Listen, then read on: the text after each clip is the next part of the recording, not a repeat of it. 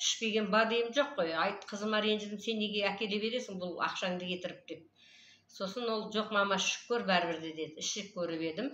Іше бастадым. Іше бастағанда 3-ші күні мен 3-4 күнде ұйықтау деген басталды. Тура сағат түні бойы ұйықтамайтын адам 11-12-ні көрсетіп оянатын болдым.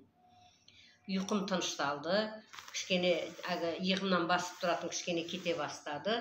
10-11-ші күн дегенде мен қан көзге көрініп тұрған нәрсе қан кете бастады. Қан жоқ.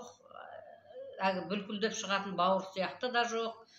Тазарды кішкене. После лучевой геморрой болған. Ол да кішкене кете бастады. Сосын ойландым. Балаларға айттым, ойбай мынау кішкене жақсы ғой деймін. Өйткені мен кішкене кіші дәретке бәріне жақсы отырып жүрмін қазір деп ары қарай жалғадым ішуді.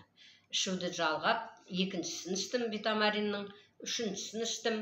Ол енді бір ішкеннен жазыла қалатын волшебный нәрсе емес қой. 3 курсын ішіп тастадым мынау А мен В-ны. Одан кейін йодиум хелп деген іштім. Бұл женский здоровье дейді. Осын іштім. Осыдан кейін иығым ауыратын артрамарин деген іштім. Сосын спирулинді іше бастадым. Спирулинді ішкеннен кейін 2 ай 3 ай өткеннен кейін мен петката қайта түстім. 2020-да жаман болды ғой результатым.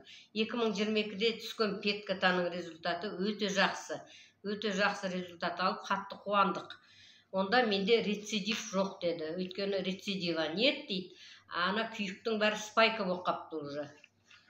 Проктологтардың берген дәрісінен ешқандай результат көрмедім ғой. Енді надан көрген результатым даже метастаза подвздошной кости болған менде 20-шы жыл түскенде. Осы метастазам кетіп қапты. Дейді метаболический неактивный склеротический очаг в теле правой подвздошной кости дейді. Яғни бұл дегеніміз врачтардың айтуы бойынша ол высох дейді метастаза, нерабочий дейді, өте жақсы дейді.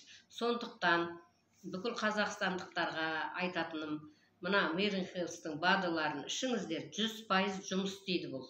Барлық продукциясы, 10 продукциясы бар, бәрі жақсы жұмыс істейді. Мен өзім лично артрамарин ішіп иығым, қандырозым бәрі жазылды. Енді айтсам ертегі дейтін шығарсыздар, бұл ертегі емес, шын. Барлықтарыңыз ішіп, денсаулықтарыңызды түзеңіздер.